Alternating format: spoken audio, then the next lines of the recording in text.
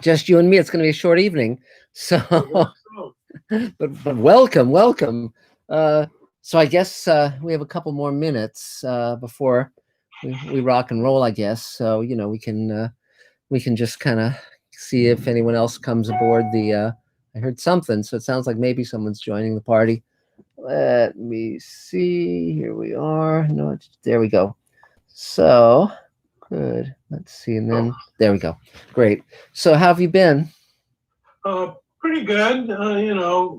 Lockdown and Yes. kind of going nuts with that. Yes, of course. So, I try to do my best to stay positive and do a little writing and trying to figure out what might work. Yes, yes. There's Judith. Okay. There's Judith. Yeah. It looks like she's in a flashback or something. It's so misty. And there's Dave. Hi, Dave. There's Dave. And we're on the Mr. Sci-Fi table joint cast. And there's Chris. Hi. Okay, we're getting it. We're getting some people. Welcome to 2021, everybody. Okay, good. 5:30. We're on time. So hi, welcome. So now I can't hear you, Dave. So I don't know if you're deliberately. Still can't hear you. That's weird. Huh. No, can't hear you. I don't. For some reason, your mouth is moving, but you're not saying anything. That's something's not connected.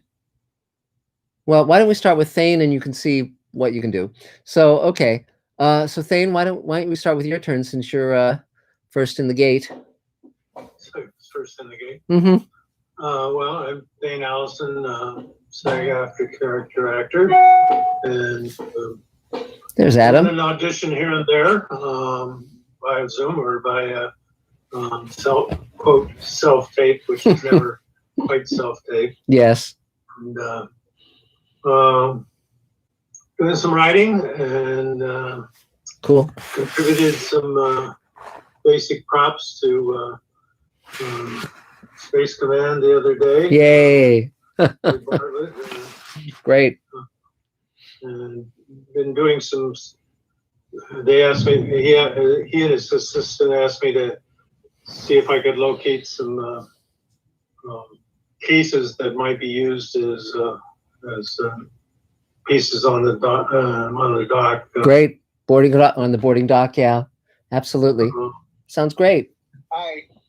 Hi, Stephen. So we're just taking each person's turn. So it's Thane's turn right now, and we're going person by person. But hi, it's good to see you. Go ahead, Thane, please. So, trying to maintain some sanity, maintain some creativity, and great. Stay connected to people as time allows. Cool. Well, 3 cheers. Anything else? Anything you need? Just opportunity to do some more acting. Great. More and more things are popping up where they're going to be shot through Zoom or some other means. Yes. We started, people are been at this long enough now that they're starting to see this continue for a while, so they're starting to write and figure out the production problems and so on. So that's starting to trickle down to the lower echelons as people start looking for actors, and that's. I've been thinking about some things I could write, and great. Working on my one-man show, and here we are. Great, that's great. Thanks for keeping this going. You're welcome. We try our best. Yay! 3 cheers. So Adam, welcome. Is there a Mr. Sci-Fi question yet? I don't think so. There is one from Hayes494. Great. Who asks, would you be willing to introduce a Space Command synthetic character who wishes to convert to a religion? It's an interesting question, and there would have to be a story that would support that, so it didn't feel like soapbox, standing on my soapbox. I mean, we've always had Dor, Doug Jones's character, be rather spiritual in his way of looking at things, but and of course Yusuf Sikandar's character was Muslim, and And of course, we'll have a Jewish robot at some point. No, that's a joke, but I'd watch that character. The comedian bot, and Dave Edison could do the voice. That would be good. That'd be fun, huh, Dave? We could have a good time. You're just, I don't know why you're muted. It's strange. We can't hear you. It's oh well, that's curious. So okay, but yeah, but it is definitely something I would be open to considering. Yes. So so next on my screen is Judith Smiley. Judith, do you want to take your turn?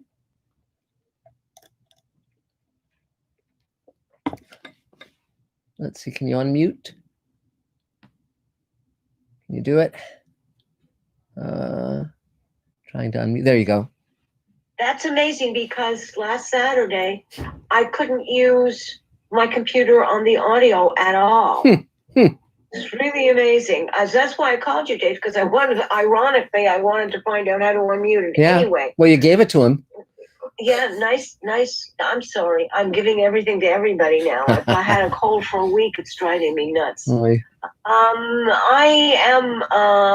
want to talk to David Bartlett. I want to see how I could do my demo. Okay, but he's not here yet. But I'll talk to him later. I've been writing. I'm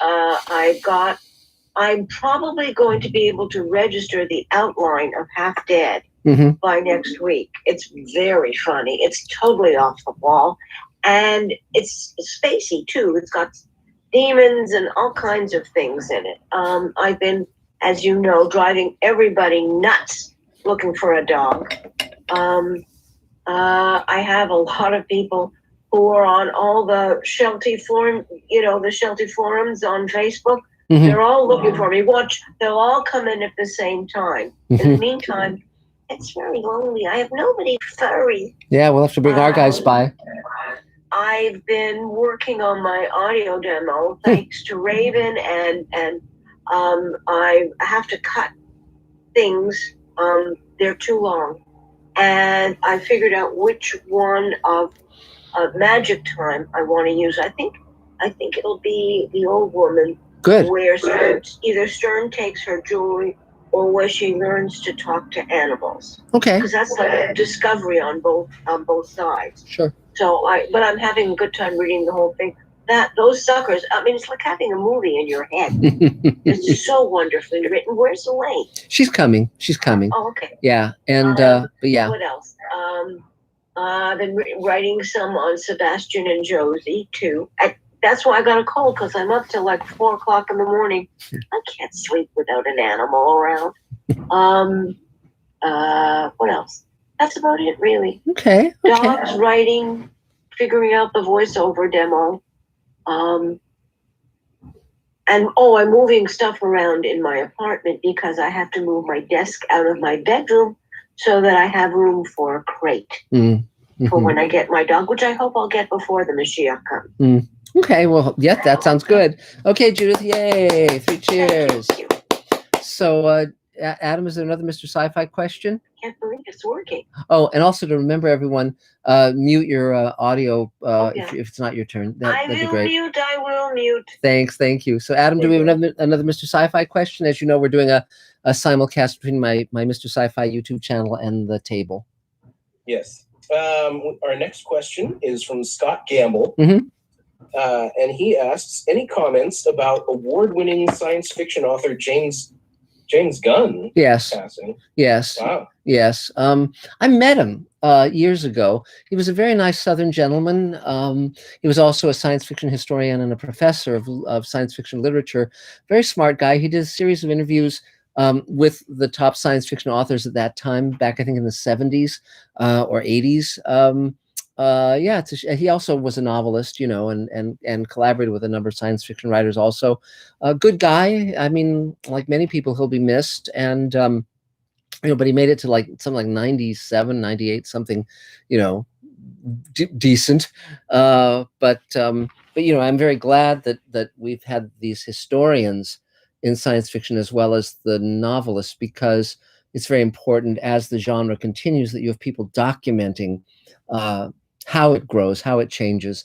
And so you had Sam Moskowitz writing about the history of science fiction, and Damon Knight and Brian Aldiss in the UK. And so it's important that we have these people. So yeah, so he was a good guy, and he did good work. So yeah. So not the director. No, that guy's totally different guy. Yeah. No, James Gunn was a science fiction novelist and historian. Yeah, different gotcha. guy, older, far older. And Gotcha. yeah. So let's see, on my screen, I guess, Chris, you're next, if you want to take your turn. Yeah, hi everybody. My name is Chris Reedish. I'm in Sedona, Arizona. Great. I have in the past been to a few of the LA table meetings when I've been in LA, which is not all that often, and I've taken a few of Marc and Elaine's workshops over the years. Great. And I'm an actor and director. Mm-hmm. And I have a feature that is on Amazon Prime at the moment. Great, congratulations. Comedy sci-fi, thank you. Great. What's the name of it? And what's it called? It's called 1111. Okay. About a guy in Sedona trying to get himself abducted by aliens. I've just put the link in the chat. Great. I'd like to introduce my friend Bill, who is also here for the first time. Great. Hi, Bill. And in terms of what I can offer, I mostly work with comedy, and if anybody has a script they would like reviewed or anything like that, I'd be happy to help, or a short or anything like that. Be happy to help in that way. Great. And improv, I do improv. If anybody's interested in learning improv, I might be able to help with that too. Cool. And in terms of want, it would probably be just to if you could go to that link and watch the film and write a review, that would be wonderful. That's great. Thanks. And welcome. 3 cheers. Now, again, for those who are new to the table, there's a table email list that you can get on. The table has members all around the world, thousands of members. When it's not a pandemic, we have meetings in LA and New York and Arizona and New Mexico and so forth. But of course, now in the pandemic, we're not, except for online. But you're welcome. And when David Bartlett comes aboard the meeting, he's the guy who kind of helps people sign up for that. Now, one thing I should mention to you, Bill, if you Google an editor at Titan Books named Steve Saffel, S-A-F-F, Steve Saffel, S-A-F-F-E-L. You look like him. So that'd be. I'm a type. Yeah, that's what do they call them?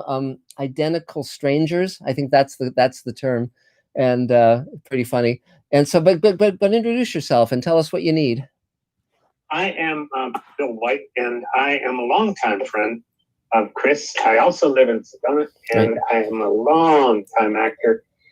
But I did most of my work back in the East, and I am also a screenplay writer. And this is my first time at the table, and I really appreciate being allowed to attend. Of course. And I'm going to lie low and listen to you guys for a while. I'm very much interested in audition opportunities and doing a lot of writing, of course, like so many of us. Yes. And I guess that's about it. Okay. I'd be happy to send my resume and my demo reel to any and all. And great. I'm going to shut up now. Okay, great. Yay, welcome. Yay. And again, when you're on the table email, you can send a link to your reel, and that's absolutely fine. It'll go out to thousands of people, and that's absolutely appropriate. So, but terrific. And Adam, do we have another Mr. Sci-Fi question? We do. Another question from Hayes 494, who asks, have you seen John Carpenter's Starman?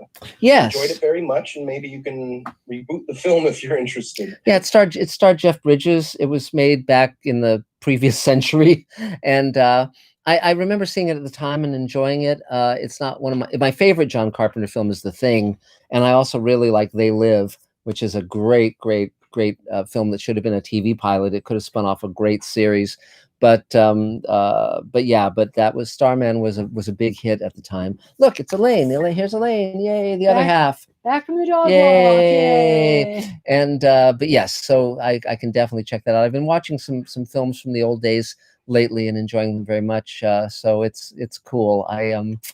So yeah, thanks. So let's see. So Stephen, I guess you're next on my screen if you want to take your turn. Hold on a minute. I have something to say. Sure. Just hold on a minute while I look for it. Okay. How are all of you guys though? Mm-hmm. Good. How's the Hi, I'm Stephen Gaber. You may have met me before. I've attended some of the meetings. I do stand-up comedy once a week on YouTube, write travel blogs, and before COVID, I used to travel all the time. I like to one day have my own travel show. Can I send you a link to my comedy and get constructive criticism? Sure. Yeah, great. Well, I mean, definitely, you can send that to the general email of the table, and a lot of people will look at it and give you feedback. So absolutely. So And our comedy table people could yeah, really there's a help. number of stand-up comics from table members, and so yeah, absolutely. So is there anything else? Yeah, because I sent. Go ahead. I sent it to guys last week, but I only got one response. Okay. So maybe. Let me think. Well, for one thing, you can send it to me, and I can check it out. It's marczikri@gmail.com. And can you type it on the comments? No, because I'm not computer literate. But Dave, somebody can. Yeah. But yeah, because that's my brain will explode like Nomad in the Star Trek episode. So or any other computer they ever asked a question of. So I mean, I also would like to meet people in the entertainment industry, particularly in Orange County, once COVID ends. Yes. And I like to figure out what to do with my life because I don't know what career path to go on. Well, I mean, again, it's just like, what do you enjoy? What gets you? What challenges you? What do you enjoy? What gets you out into the world? I mean, it sounds like you're on a good track with a lot of the stuff you're doing. It's. I mean, I found in my life that if I just, gravitate toward what excites me and interests me, I'm pretty fine. Things go okay. Because there's two tables. One is that would support your comedy, but there's another one which is life at the table, and that's about life-related things. And that might help you find, if you need it, that could help you find employment that wouldn't take away from your art. So a lot of people do a job that doesn't take over. A B job, yeah. A B job that would not take over your life, but would allow you to be a little free and more inventive and take more risks in terms of your career. Yeah. So there's two different emails, and they're both very helpful. Yeah. Okay, so what do I need to do? David Bartlett should be able to. He should have sent you information on how to sign up for both of those. One is the regular table email. The other is the life one. So I only got the one for the table. So is David coming? David's not on yet, but when he comes on, we can revisit that and ask him about it. Yeah. Send you the other one. Sure, you bet. Anything else? No, I look forward to hearing from you guys. Great. Okay, great. Well, 3 cheers. Yay. Excellent. So, Adam, is there another Mr. Sci-Fi question? Yes, we do have a new Mr. Sci-Fi question. This one is from Marc Lungo. Hello, Mark. And he asks, can you name some countries whose sci-fi writers deserve more recognition? Liechtenstein. Definitely Liechtenstein is just crammed with terrific science fiction, right? No, well, Stanislaw Lem is really an amazing writer. I particularly like Solaris, and he was from Poland. The Strugatsky brothers, who I think are Russian, they wrote a book called Roadside Picnic that's very, very good. Who else? I haven't read a lot of foreign science fiction. I know there's a lot of science fiction in France. I just have been reading Edina by Mobius, who's an amazing writer and artist, and I can recommend that. Japan has a big science fiction, population of writers, but I really haven't gotten into them yet. Like there's Generation Kill, which was, a manga that was done, that was made into, Live, Die, Repeat, or whatever the original title of that Tom Cruise movie was. Edge of Tomorrow. Edge of Tomorrow, yes, exactly, which is a very good movie. I really enjoyed it. But let's see, what other countries? There's some Canadian science fiction writers like Robert Sawyer, who's not bad. He won the Hugo for one of his novels. Let me think. and then of course from Mexico, Guillermo del Toro, of course, he is a writer director, and of course he's done great work. But there are other, America is really where there's a huge number of science fiction writers. Also the UK, it's America and the UK have always sort of been the nexus of that, particularly the United States, where the magazines really originated, Amazing Stories and so forth. So, that's what I would say. So let's see. So I guess on my screen, Brian Hask, you're the next person. Brian Hassick. Hi. Yeah, Brian Hassick, filmmaker. And I was just going to say, Chris, I just added your film, and Steven, put your YouTube channel in the chat so we can link to it. Me? Yeah. Yes. Yeah. Just put it in the chat on this Zoom, and then at least we can see it. Thank you. Cool. Thank you. So yeah, I'll send you guys I'll send you guys the channel right now in the comments. Great. But yeah, Happy New Year. Last time I was here, I told you about my short film idea, which is actually from a longer screenplay that I wrote. And you suggested reading Pedestrian, Bradbury. And I read it, and it's funny because the story of me walking in the street and the cop that I've written in college, combined with my short story, and then another scene from that film is basically the exact same thing. Obviously, it's a little updated. He didn't have drones, and everyone was still watching, Channel 5 or something. But so my takeaways from that was, yeah, I'm glad I'm on the same page as Bradbury, although I'm about 60 years late. And as far as my short film, mine's still different enough. I can just shoot it as is. There's no need to worry. But sure.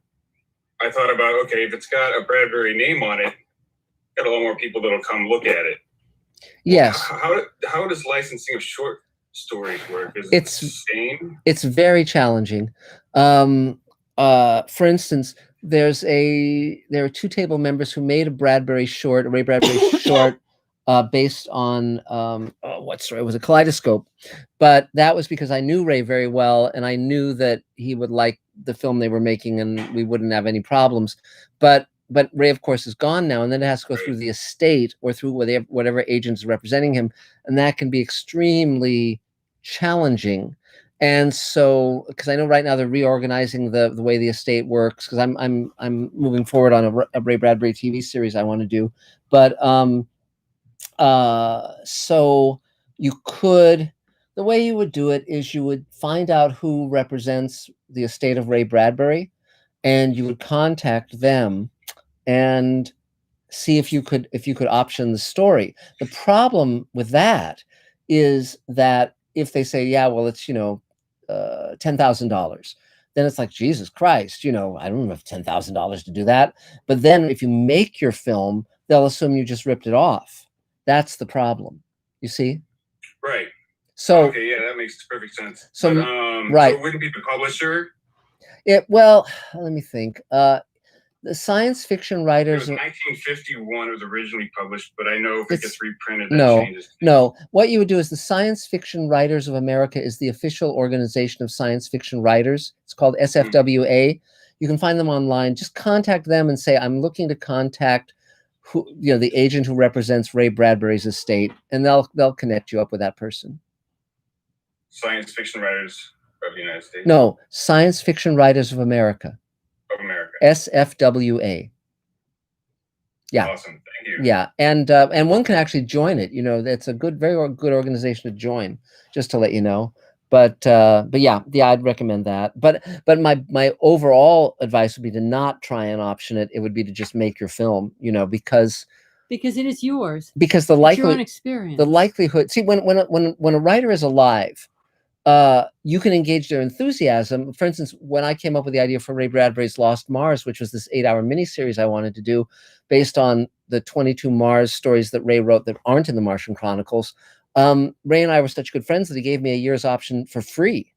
And so, but now I'm not going to get that deal again because the estate is in charge of that. So, so I'll have to work out some price, but that could easily be a couple $100,000, depending on the breaks. And so, you know, so that's, you know, you could try, you might hit a lucky bounce, but if it were me, I would just make your film the way you wrote it and not sweat it beyond that. Okay, cool. You know, yeah. I'll look into it, but I wouldn't even change what I've got if Right. I decided not to do it, and so I don't think it would be a thing where they come after, because it really wouldn't have any. Probably not. Find the other stuff first. If you wanted to try and get the rights, you could. You might want to say in your paperwork you came up with this independently. Marc Zicree, you know, told you that it was reminiscent of a story by Ray, so you decided you would look into that. That at least gives you a paper trail, and I can then of course I would verify that you weren't ripping off Ray, that it was totally a coincidence, because you just want to have a paper trail that establishes this. They probably would never come after you because there's no money to be had. Yeah, I mean, the whole point of this is to throw it on YouTube and just right. Anyway, so the one thing I would say about that, rather than putting it on YouTube, there's a number of science fiction short competitions, and entering those, and there's also Dust produces and buys science fiction shorts. So I would go that, I would try to find a route that actually gets you, you know, more notice. Yeah, if I was going to try and make money, I definitely wouldn't try to even step into that mess. Yeah. But so those are just some. Into that. Yeah. So anything else, Brian? Anything else you need? Not at the moment. That's a lot of good information. Cool. Well, great. 3 cheers. Yay. So is there another Mr. Sci-Fi question, Adam? And Sure is. And I know that we also have that thing where people can, you know, do a super chat or something. And yes. Yeah. Thank you for mentioning that. So for those watching on Mr. Sci-Fi, if you are new, or missed the last time I talked about this, there's a feature on Mr. Sci-Fi called Super Chat, where you can throw a couple of bucks to Mr. Sci-Fi's way, and as a result, your comment or question within reason will be read at the top of the. Will jump to the top of the list. It's your fast pass, if you will.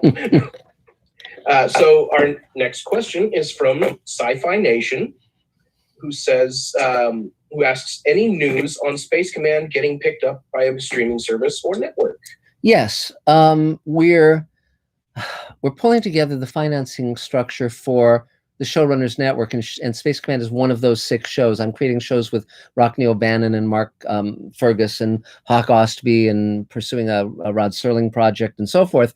And then in that case, we would take that as a slate of 6 shows to Amazon, Netflix, etc. But beyond that, we're with Space Command. You know, we've hit over 1 million views on the first hour. We're almost done with the second hour, getting very, very close now. And you know, so it's finding the way to sort of ring a bell that wakes them up. You know, so that's the thing of it. And I you know, I'm going to be. I want to lock down representation that has those relationships in place. I've been in touch with Neil Gaiman, and because we were seeing if his deal with Amazon allowed him to come aboard what we're doing, and sadly it doesn't at this stage. But he's certainly friendly, and as are many of my friends who run shows. And so it's just a matter of putting all these different pieces in the, you know, in the right place so we reach critical mass. And that's, you know, my whole strategy is just to do the work and build this, you know, over time, so that people really love what we're doing, and we have a sizable fan base, and the buyers realize that we're a no-brainer. So, you know, that's what we're embarked on right now. So, but I have been in communication with Netflix and Amazon and so forth, though not Apple. I haven't approached Apple yet, but they're so strange in terms of the shows they're doing. It's very kind of higgledy-piggledy. And so, but anyway, so that's a rambling answer, but an answer of sorts. And so let me see. So I guess, Bonnie, you're next on my screen. Hi. Hello. Bonnie. Hi, Bonnie. And I'm a longtime table member and award-winning composer, write for film, TV, musical theater, jazz, all kinds of fun stuff. Been keeping busy with different projects, and now this composers group I'm in, we're all busy writing Valentine's songs. We did a bunch of Christmas songs, and so we now have a handle, the website and Facebook, all the social media. Some of All Music is our handle. And yeah, just working on a lot of different things. Always we're getting, this was the first week of the new administration of the Musicians Union. This is my 10th 2-year term. Wow. Wow. Yeah, and we have now 7 out of our, this is unusual, 7 out of our 12 board members are new. So we had a long board meeting on Tuesday, but a lot of exciting things already happening, and the first woman president and the first Asian woman secretary treasurer in the 123-year history of this local. Wow. 47. Yeah. Oh yeah, in the past week there were articles in Variety, Deadline, and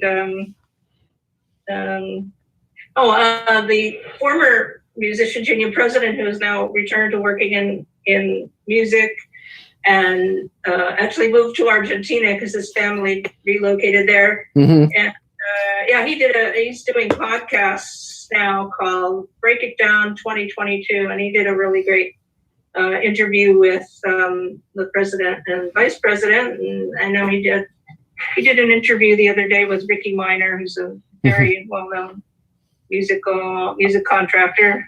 And anyway, just a lot of good things happening. Cool. Yeah. Great. Well, that sounds great, Bonnie. So we'll 3 cheers. Anything else for now? No, I think good. Unless anybody knows how to get rid of mosquitoes, that no matter what we do, they are at home here. Huh. Oh, That's a hard one. That's a hard one. But they're still there. I don't know if anybody, exterminator was supposed to show up today and they didn't show. Jeez. They're fighting again. Oh, yikes. No, that's not fun. I mean, Dave bought me this little thing that looks like a tennis paddle, and it's a zapper where you can just touch the bug with it and it electrocutes them basically. And that works very effectively. But that's the only thing I know to suggest. Dave, yeah, we still can't hear you. It's weird. But you make a great mime, I'll say that. Right in the chat, I guess. Yeah, right in the chat. Yeah, 3 cheers, yay, Bonnie. We can't hear Dave. No, but is there another Mr. Sci-Fi question? There is, and for Dave, what has worked for some other people before is going out and coming back in. I don't know what it is, but it has. Yeah, if you tried it several times and it hasn't worked, then another thing you could do. Another thing you could do, Dave, is you could sign off on your computer screen and call in on your phone. In other words, click the link on your phone, and that might work. So I would try that. Okay. Also possible. Yep. Okay. Is there a Mr. Sci-Fi question? There is another question from Mark Lungo. Great. Who asks, will there ever be a Space Command video game? People keep asking that.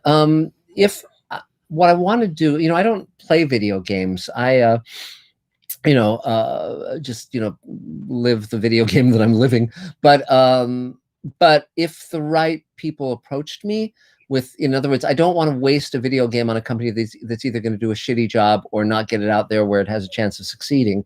So what I'm doing now is, I'm creating ancillary stuff like the comic book and the graphic novel and all that stuff, but I'm focusing now on the show itself, because I think if the show itself is of quality, then it will attract these other things the bigger it gets. So I'm not averse to doing a video game. We certainly have all the VFX models and so forth that we would need to do one. So that's, we'll just see what time, but various people have kind of made approaches to me on that previously, but nothing that really was very appealing. And but I'm certainly open to that, of course. So let's see. So Mark Gushwitz, you're next on our screen. Hello. Hello. Hi. Okay, so this week I am in a much better mood than I was in last week. Yay! Everybody remembers last week was not a good week for me. But this week's actually been going pretty well. I've been getting a lot of work done color correcting my short film, which it's been a little bit of a bear because of some issues we had while shooting. But I've been learning a lot about color correction. for my clients, I can generally do basic color correction, but for the short film, I have to really dig in deep, and I'm learning a lot. And I suggest people, when they do short films of their own or whatever, do one project where you do almost everything on it. It'll give you more of an understanding of what these people you hire do, and as well as a little bit more of a respect. And it'll help you in planning and preparation on future projects, because you'll actually know what they do and what they need. Okay. So that's been kind of fun. And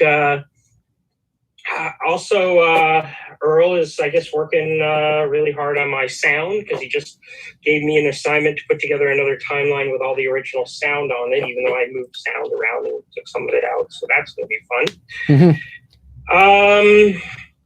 So yeah, so I'm also, now that things are quieting down and I put a smile on my face, and my wife just got a job. I've been telling people that since this whole lockdown happened, she's been out of work. So today she got a fashion design job. So a really good job. So we can smile again for that.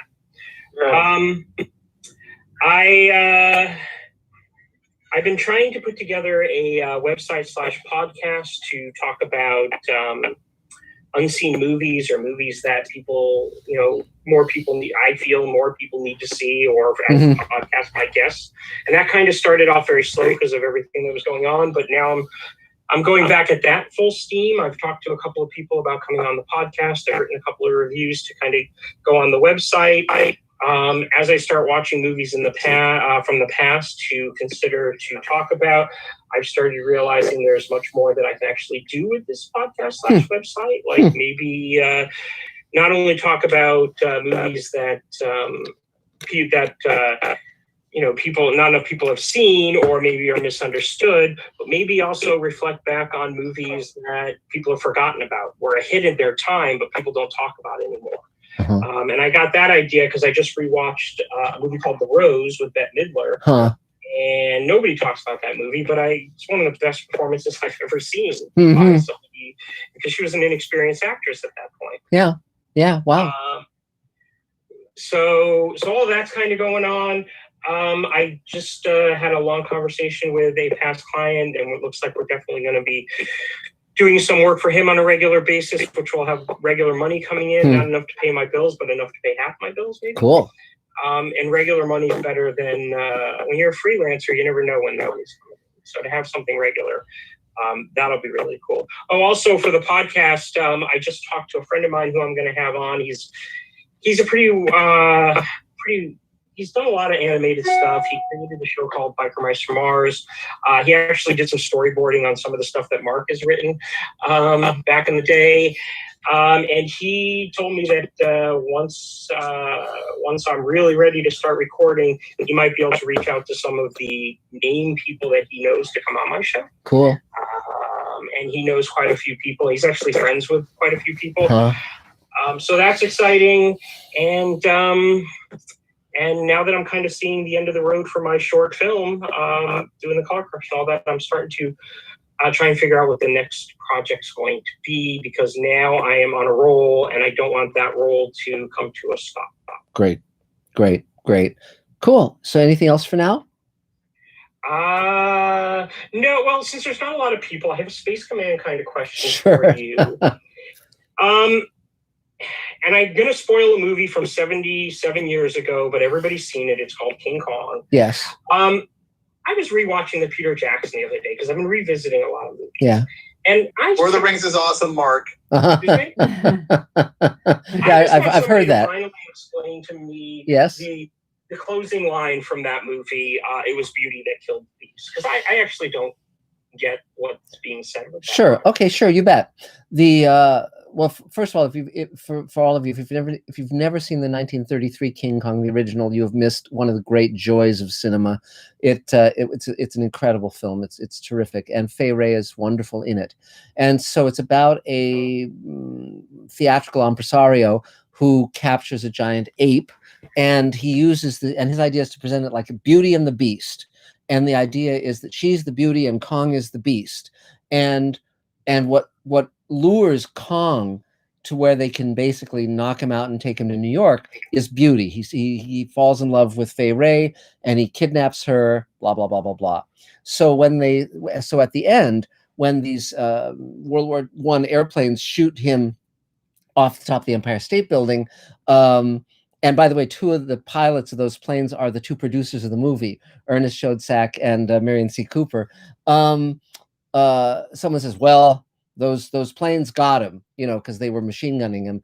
And then the impresario says, no, 'twas Beauty killed the beast. And what he means is that if Kong hadn't fallen in love with Fay Ray, he would never have been able to be captured.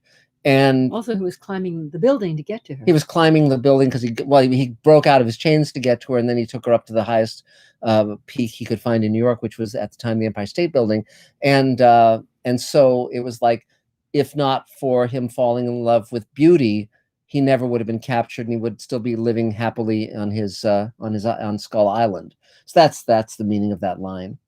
See, I always thought it was something like that. Maybe it is a different interpretation between the 76 and then the 2005. Yeah. Because the way that they try to have Anne Darrow, I guess her name's something else in yes. the 76 thing. Well, you're talking about the Jeff Bridges one. Away, saying, don't shoot at him. And, there's this relationship there. I always kind of thought, so he fell in love, that they're going to blame her for the death? Well, sure. Yeah. If anything, we shouldn't blame love for this. I mean, we should blame ignorance. I mean, they brought him over. Well, yeah, yeah. So I guess that's why I never really understood it. I thought it was something like what you said, but then if you think too much about it, I just... Right.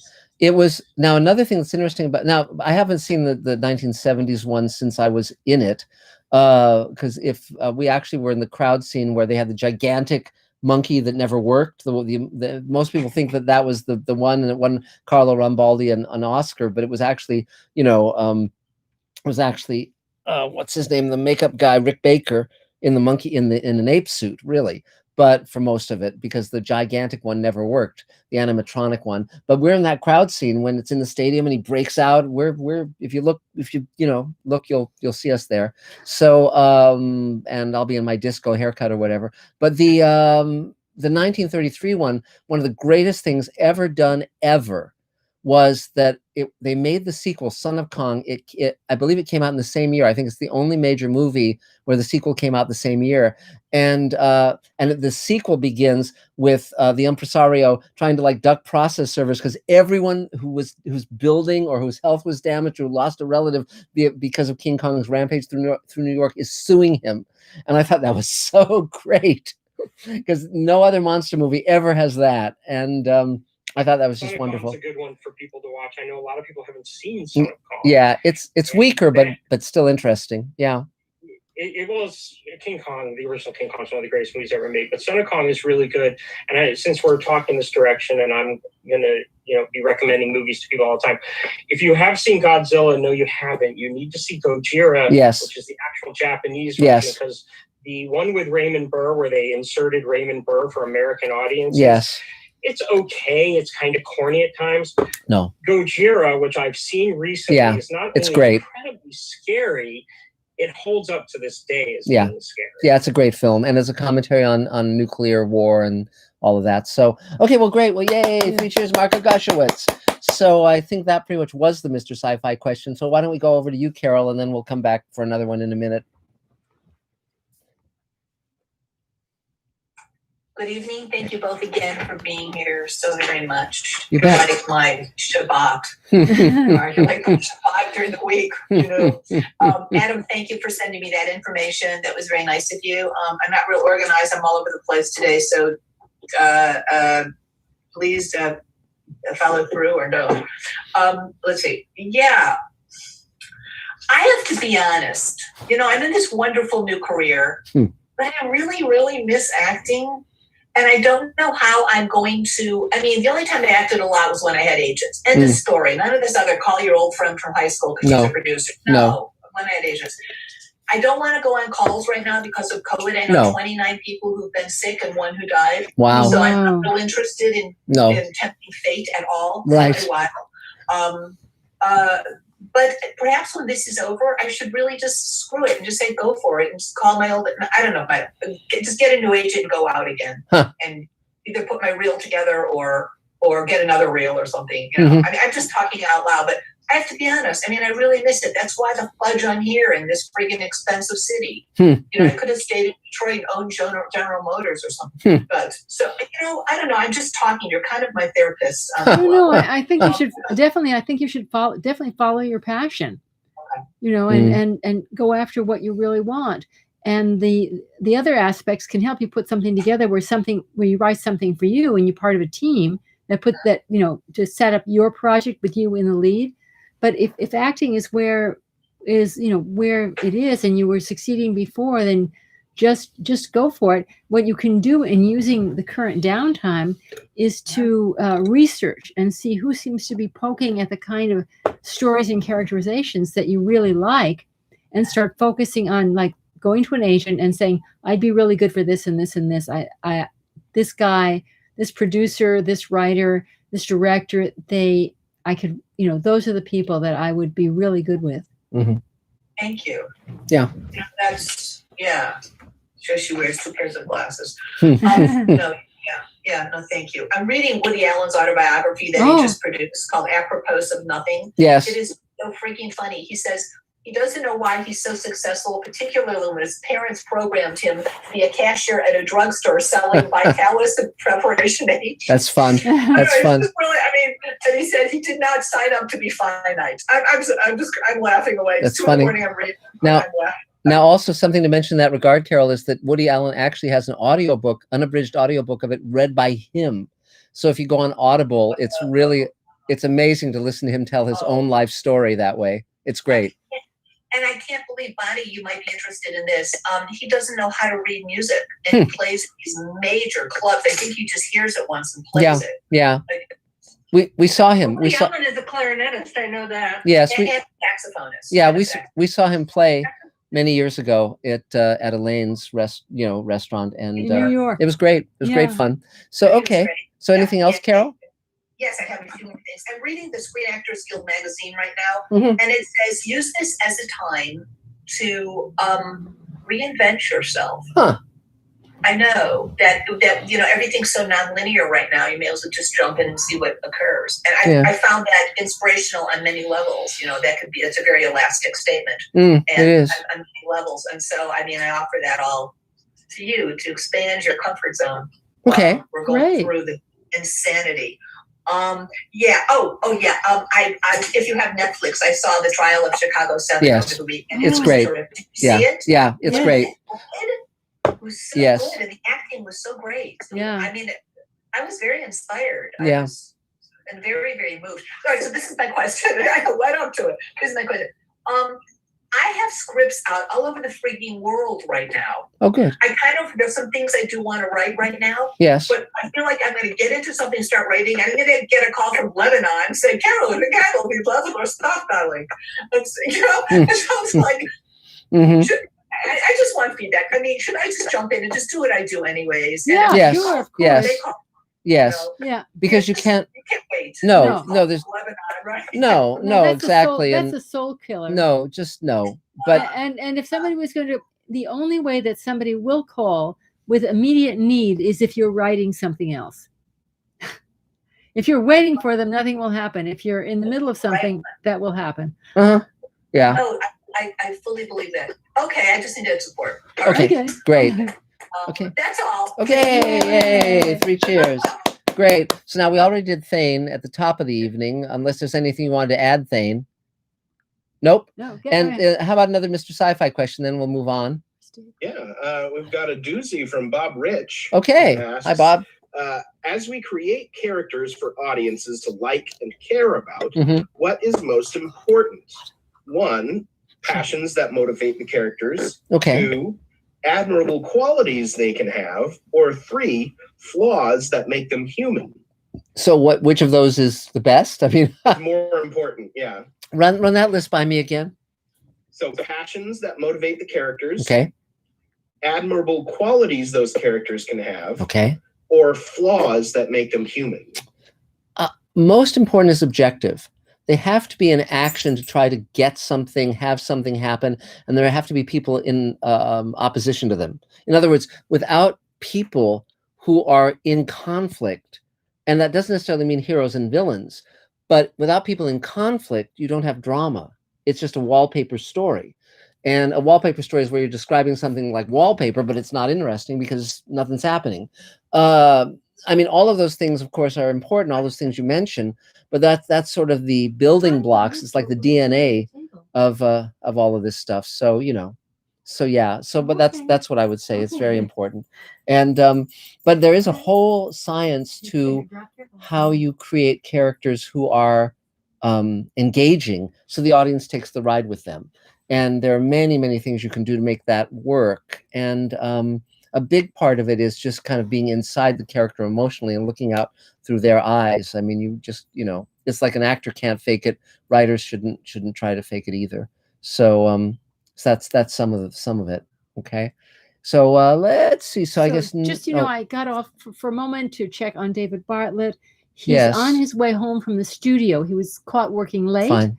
And so hopefully he will be joining us in a little bit. Yes, but you know. So now the next person on my screen is the young lady in red. I don't see a name, but yeah, but go for it. Chrissy? Oh, we can't hear you. You're muted.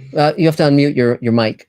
There you go. There you are. There you go. Now I see a name. Oh, that's what happened. Because I'm like, I can see my name. Yeah, well, there you go.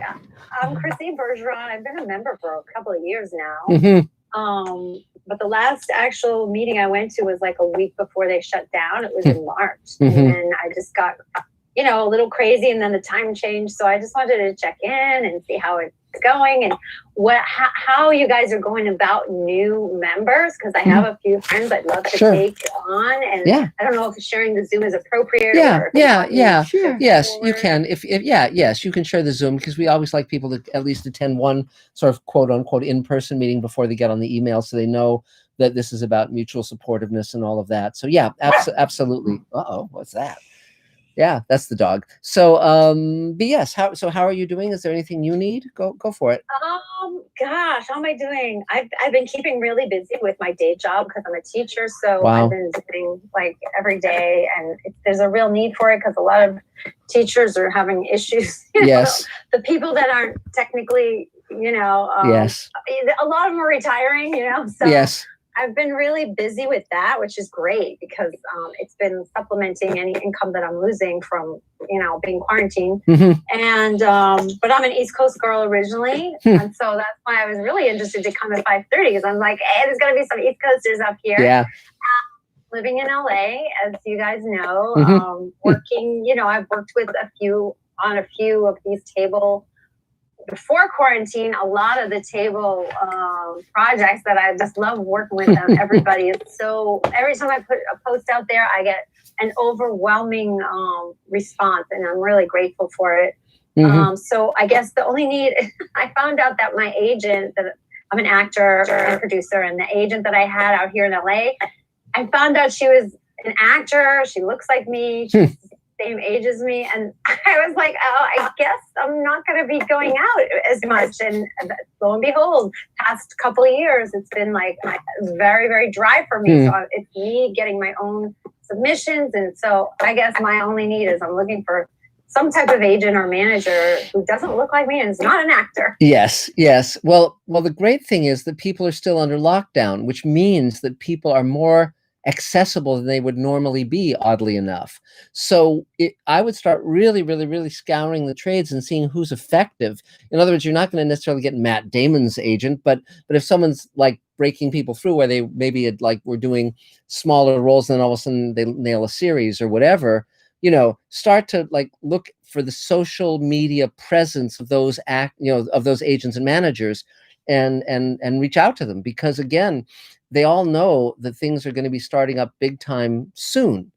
But now they're just kind of, you know, watching the paint dry more or less. So see what, you know, like look at the material that you really like, and then see who's in the material that you really like. In other words, you're talking about relationships, and the people who are in the material you really like, and they're there because their agents or managers got them there, and they're good actors. It's not like it'd be easy to go into the realm of death where those particular producers or writers have you, be a female automaton, kind of thing. So you want to avoid those people. But where it's the material that you really like and the directors you really like. So we've had luck doing that kind of research and backward engineering to an appropriate manager. Mm-hmm. Great. Yeah, that's great advice. It's just so weird because I have reached out, but like I said, I'm pretty busy in the day anyways, and I know everything's shut down, but I've reached out a few times and they're just like, oh, we can't even get our own people out. There's no way we can take on anything new. So I sense their overwhelmingness, but I'm sure, like you said, as soon as stuff starts opening, I have to be ready to just, jump in. Well, one thing I will say in terms of most people is they aren't doing enough. Like if you said, okay, I'm going to reach out to 100 agents and, this upcoming week, I'm going to reach out to 20 agents a day for 5 days. Most people they'll try one person, two person. No, you have to be the drop of water that wears down the mountain, and so one of the reasons that I have all these people who believe in me and follow me is because I'm unstoppable, and being unstoppable helps a lot. And that means you create work that's memorable. You do things, there's just a quality that people understand as they get to know you if you embrace that. And it's not that you're insane, but it's funny. Someone, yeah. Well, there was one writer where they said to him, when do you take no for an answer? And he said, when they call security. So also, if you have any relationships of people in the business who might be open to hiring, where the agent wouldn't be afraid that or manager wouldn't be afraid if they called, they'd be going, who? So that's sort of like your gold. So anyone you can think of who might like you or like to hear your name, then when you roll it off and you say, oh, it's not going to be that challenging or that hard to start out with, that's also very helpful. Anyone who feels friendly towards you, just have that list in front of you. Yeah. Thank you so much. I really appreciate it. Can you guys hear me? Yeah. We can hear you. My daughter's on Zoom, so every time, I try to get on, it's like fighting for a piece of bread or something. That's funny. Wi-Fi is like bread to me. But no, we can hear you fine. So great. Okay. Well, good to see you. Sorry for being in and out with all the drama. It's fine. All is well. But being a teacher is also a very good thing because any of the frontline people, both medically and teachers, there's a very strong positive feeling toward them. And so mentioning that that's how you've been spending your time, I think would help with the warm fuzzies a bit. Oh, right. I didn't think of that. Yeah. Okay, cool. Well, great. Thanks, guys. I hate to interrupt, but I'm not feeling so hot. So I'm going to go. I just wanted to you don't look so good. Say hello to everybody. No, thanks for coming. Yeah. I'm sorry I missed you. You look all foggy. Yeah, I'm sorry I missed you. Okay. It's okay. I'll be okay by tomorrow. Just a stupid cold. Yeah. Okay. I would get to feel bed better. at a reasonable hour. That would be good. That's Thanks, fine. guys. Feel better. Bye. Nice to meet you. Bye, Judith. Take care. You too. So is there another Mr. Sci-Fi question, Adam? Yes, we've got another question from Spacefaring Civilization, who asks, apart from Carl Sagan and Arthur C. Clarke, yes, which scientists or engineers were also sci-fi writers? That's a really interesting question. A lot of the hard SF writers were. They came out of the sciences. I mean, Heinlein studied to be an engineer. I think Hal Clement came out of the sciences. It's and of course, what's his name? Stephen Baxter's a scientist. Greg Landis, Jeff Landis, who's a member of the table, is a NASA scientist. The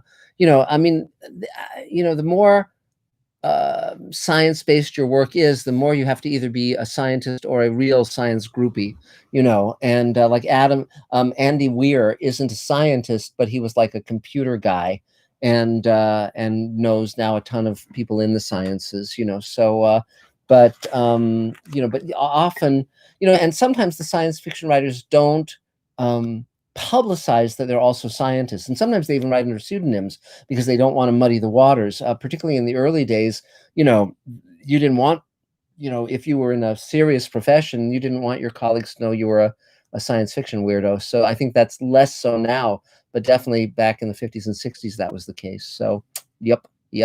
So I guess Dave, you want to take a run at it? Go for it. Can you hear me? Yes. That's exciting. Good job. 25th time's the charm. Yay. This must be a thrill for you. It is. Well, hi, and if only I had something to say. You know, it's been with this year, Space Command hit the ground running. We've been working on a lot of aspects of different videos, and we've been working on the animatic, the animated story, the animated graphic novel. We've been working on the 3rd episode. We've been working on the 2nd episode, and oh, and Grizzled Space Jockey, which came out, had a glimpse of. What did it have a glimpse of? It had a glimpse of the end of the 2nd episode. Yes. It also has a glimpse of a deleted scene from the 1st episode. Yes, there you go. So anyway, so if you haven't seen Marc's Mr. Sci-Fi, where he reads his short story about the cameo character that he plays in Space Command, it's called Grizzled Space Jockey. I recommend taking that a listen. It'll be a good, 20 minutes or so? Yeah, it's about a half hour. It's about a half hour in total. Oh, well, that's too long. Yeah, it'll be a good time had by all. So there's that. Other than that, I'm just working on Space Command, just trying to get this done as fast as possible. Just started uploading the FX shot to a central server, so all of our people will have access to it. And it's never a dull moment or an interesting one. So anyway, cool. So stay well. Enjoy the year. Enjoy next Wednesday. I know I will. Yes. Mazel tov. Yay. 3 cheers, Dave. So is there another Mr. Sci-Fi question, Adam? Yes. Interesting. Another one from Sci-Fi Nation. Who asks, can we possibly get the Space Command ships through Eagle Moss or another type of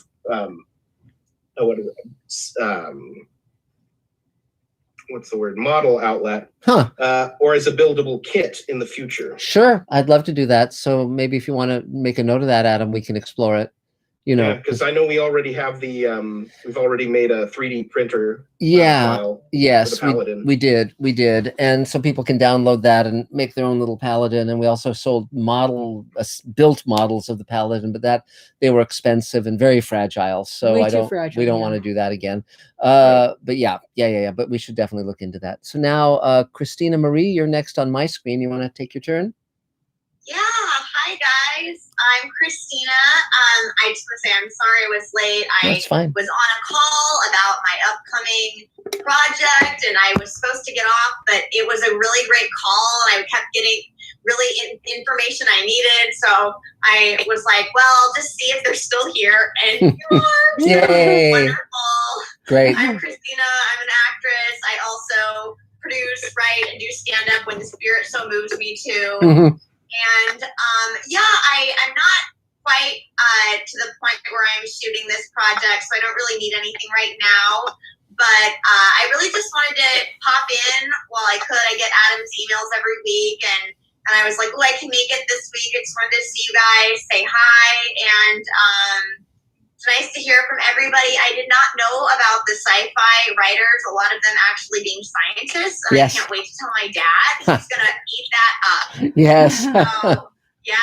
It's just good to see friendly faces. And I'll see you guys next week. Okay. Yay. And congratulations on that call. Great. Yeah. Thank you. Yay. Good for you. Is there another Mr. Sci-Fi question, Adam? I'm looking. I'm sure there is. Let me see. Here's a good one from El Johnorino. Good. Who says, you're writers and directors, and this is for both you and Elaine, but do you ever take a turn operating the camera yourself? No. I mean, on Mr. Sci-Fi, I do, but not when we're shooting. We have monitors where we're often shooting 2 cameras simultaneously. I want to be looking at the performances. I don't want to be looking at. I don't want to be worrying about the technical aspects of camera. So I might look at how something's framed up. But now that we have monitors on set, you really don't need to look through the camera itself to be able to see what it's looking like, you know. Yeah, being a DP is hard. You know, you have to know lenses and light and angles, and I desperately respect DPs, and I love to work with specific guys and women who I know have a great eye. But I wouldn't impose on their territory. Yes. I just admire when I hear a really good DP talk. It's like, wow, they're absolutely amazing. I had one DP and he was like lining up a shot, and he was saying, no, there's not enough depth. And I could see that, how he was lining up where he wanted it angled and it really changed the shot where there was more depth behind him. Just they think of things that I just don't. So yeah. So I wish I could, but I wouldn't impose. But yeah. So okay, let's see. I think I don't see anybody else on the screen right now. I could take my turn. Oh yes, Adam. Sorry. Yeah. I got here late, so forgive me. It's my bad. Yeah, no, it's fine. Go for it. So hi guys, I'm Adam Sartain, actor, voice actor, tuba player. Yay. Yes, with my YouTube series, Adam Plays the Tuba. That's on and off again. And as I stall for time, I am an associate producer on Space Command. Yay. Yeah, I like to do my little reveal there. So right now I am like Judith, battling a cold. I am like 80% sure it's not COVID, because like there's certain things that are only COVID and I'm not experiencing those symptoms. So it's like, do you have a sense of smell? I do have a sense of smell. I have not lost my sense of smell. So, well, sense of taste, we don't worry about that one. Oh yeah, I've always had bad taste, but excuse me. Well, if you remember, going now. If you remember before COVID, a lot of us caught colds anyway. Yeah. No, I mean, I thought this would be the year because, we're all being extra careful of not catching anything. Because apparently my body has this tradition that I get sick at some point in January every year. And we got past, the first week and a half, and I was like, this is the year I'm gonna, nope. But anyway, I've been getting a few bites for voiceover gigs. I have a audition due on Tuesday. Great. And I just did another narration for 1 Minute History. Huh. Cool. Which is a YouTube channel that does historical tidbits that only take 1 minute. I've done, I want to say 3 so far, but I think there's only 2 that I've done. The most interesting one is on, I think it's called Founding Brothers, which is about John Adams and Thomas Jefferson. But you can check that out. 1 Minute History on YouTube. Okay. If you want to check those out. Cool. It's really neat. And, it keeps me working, keeps me going. Well, that's great. And Elaine, I wanted to apologize because last week you gave me some great advice. And you said to call you because I wanted to talk to my agent. Oh my God! Yes. Did the you? Funny thing is, I remembered to call my agent, but I forgot to call you. That's okay. I was just a bookend. If you did the deed, that's great. How did it go? How did it go? She said that though they are getting started in voiceover, they're just getting started and they're not that great. So my next move is going to be, well, is there any references? Can you refer me to an outside agency? That'll be my next step there. But other than that, it was good to touch base with her and remind her that I'm still alive. I'm still, still on her roster. Have you put the word out to the table? We have a lot of voiceover people. I'll do that. Yeah, okay. I'll send an email, and I'll include because I've got voiceover reels for days. Oh, great, great. Yeah. Okay. Hey, Adam, I'm looking at the 1 Minute History YouTube page. These look like a lot of fun. How many of these did you voice? So far, I've done 2. I just submitted my 3rd one. Ah, yeah. Cool. I did one interesting. My first one, interestingly enough, was on the last pandemic we had a century ago. The Spanish flu. Yeah, that wasn't the last one, unfortunately. Well, yeah, no. But yeah, so I did the Spanish flu and Founding Brothers were the 2 episodes that I narrated. Oh, great. Cool. I'll be sure to watch those at least. Yeah. Okay. And yeah, that's it for me. Okay. Yay. 3 cheers. Is there another Mr. Sci-Fi question? Yes. Where was it? I thought I had one. Oh, here we go. Oh, I guess not. Okay. Let's go with. Oh, here we go. Gregory Krug asks, any thoughts on Hugo Gernsback? Sure. Hugo Gernsback was the editor of a number of magazines, like Popular Mechanics and so forth, and he created Amazing Stories magazine, which was the first science fiction magazine of its kind, and he bought stories from many of the early science fiction writers of the 20s and 30s. And when they started the World Science Fiction Convention, they named the Hugo Award after him. And so in Space Command, when they come up with a faster than light drive that actually works, I called it the Gernsback drive as a little tip of the hat to him. And so, but he's, he actually wrote one novel that is, I've heard it's not very good. It's called Ralph 142C41, something like that. And it's not wonderful, but he was a huge influence in terms of getting fandom going, that there were people who could read these magazines each month, and there were many more that came after that, Thrilling Wonder Stories, and then of course Astounding and so forth. But because there was a regular magazine coming out, there was a letters page, there was a sense that that you could write letters. These kids who were teenagers at the time could write letters, and they'd see them published in these magazines, and then they themselves would become writers as well. And so Isaac Asimov, Forrest Ackerman, Ray Bradbury, a lot of these people came up through reading those magazines and getting excited. And the first World Science Fiction Convention was in 1939, and Hugo Gernsback was a guest at that convention.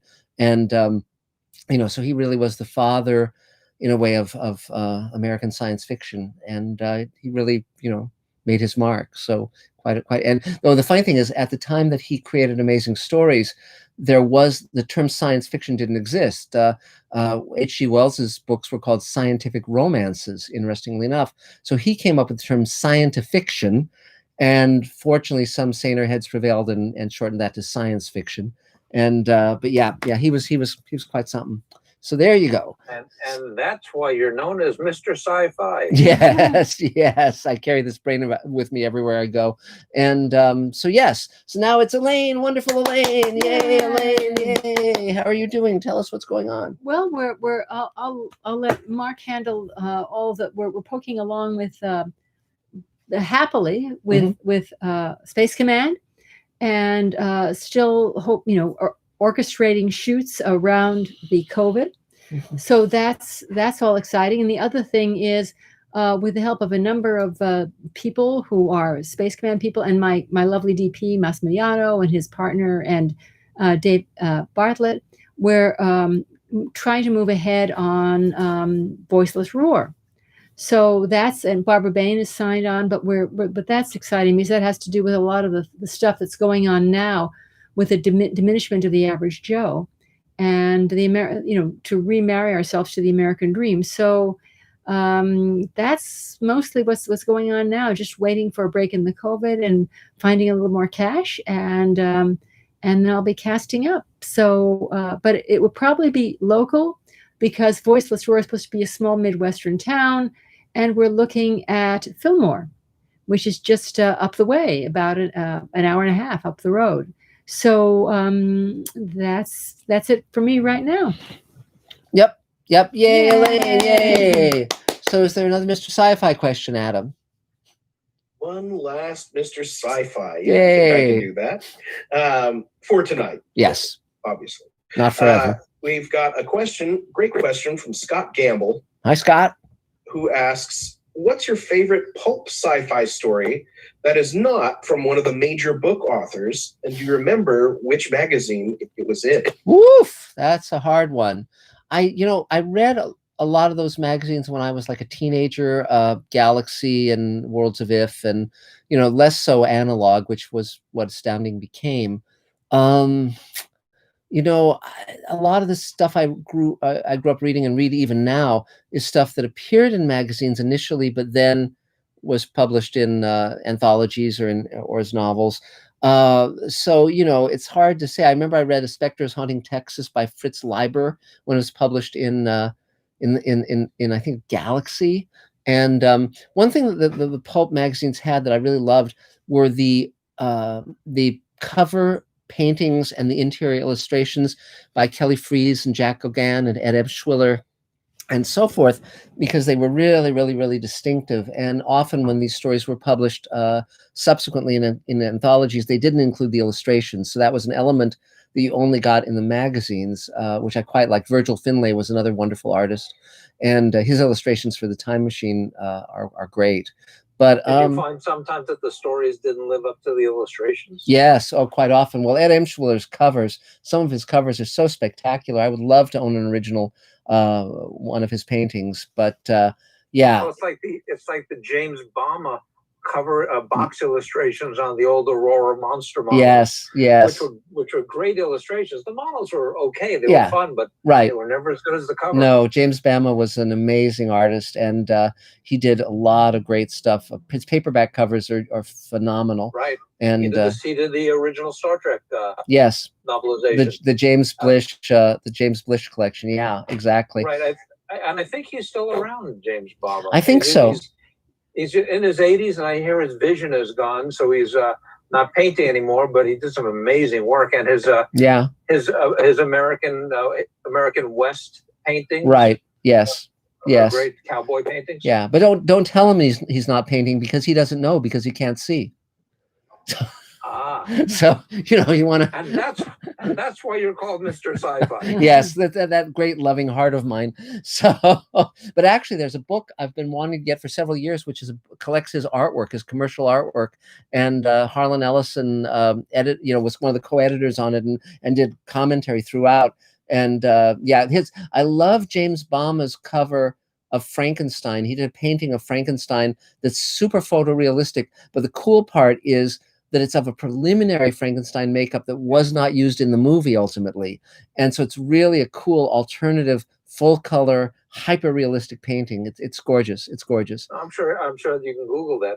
Yes, I'm sure you can. So our Mr. Siffy friends. Yay. You could probably even make a t-shirt of it. So there you go. So I guess it's my turn.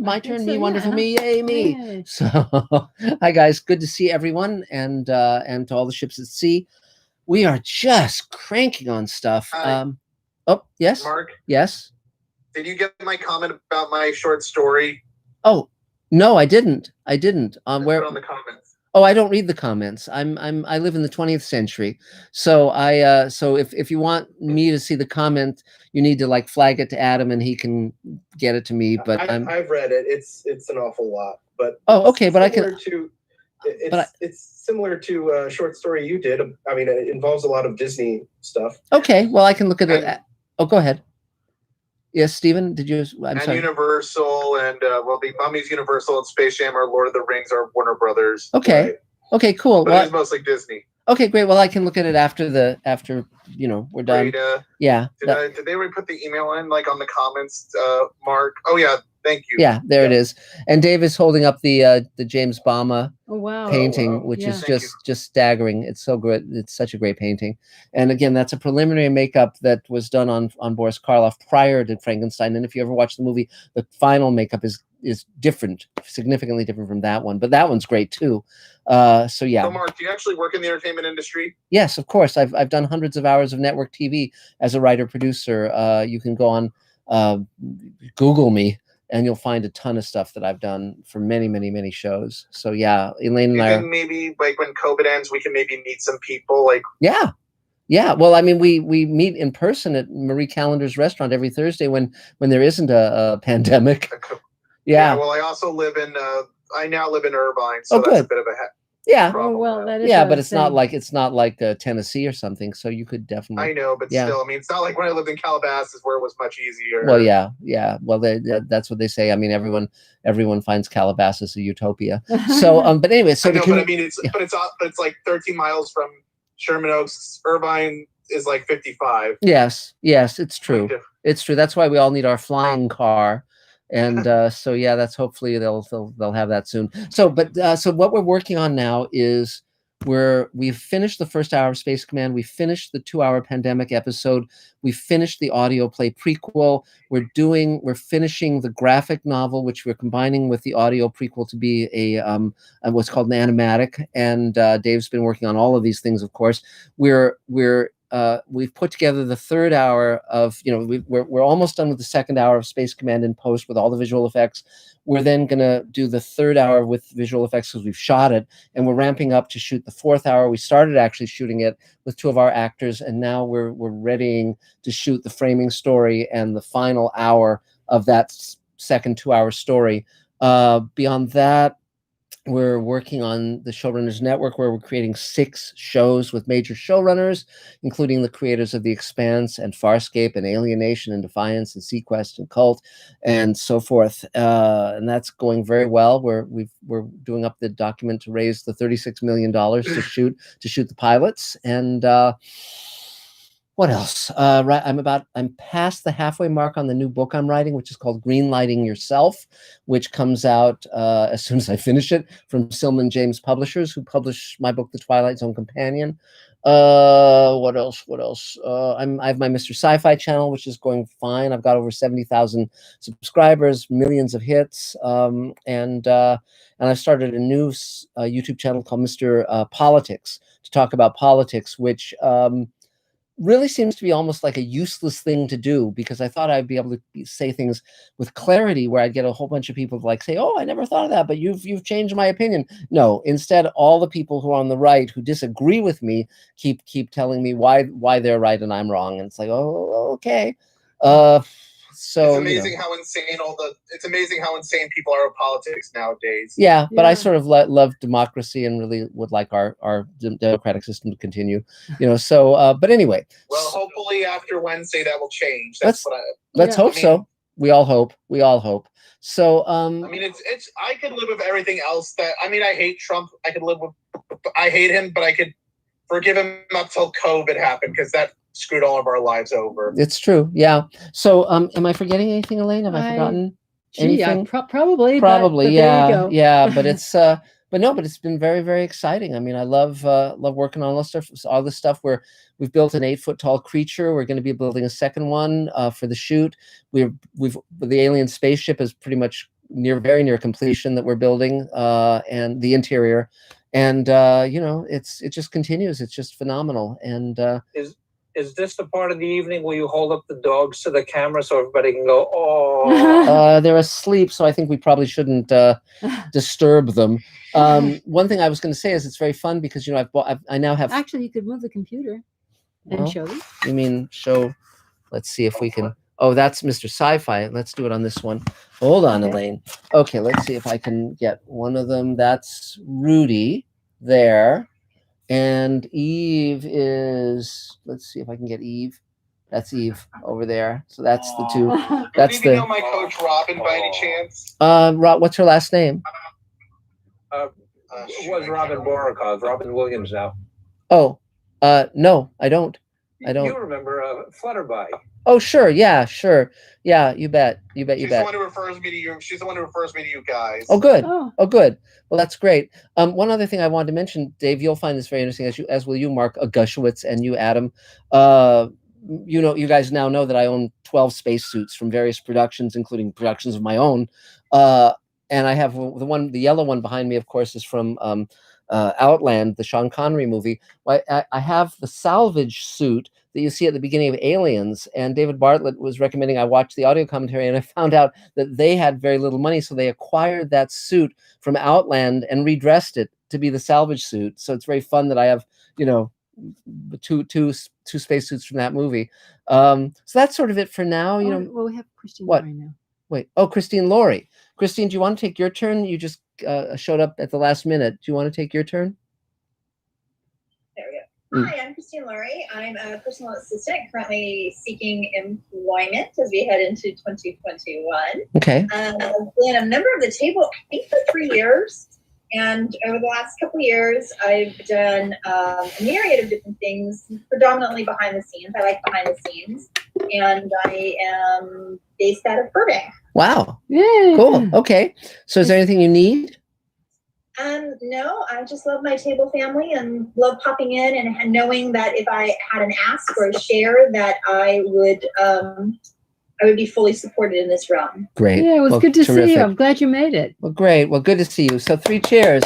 So we're here every Thursday, 5:30, and I guess that's the week. Yeah, I guess that's it. Okay. So well, we'll talk soon. So it'll be a different. We'll know more about the world around us when next we meet again. Thanks, guys. Talk soon. Bye. Okay. Oh, God. And there we go. Ay.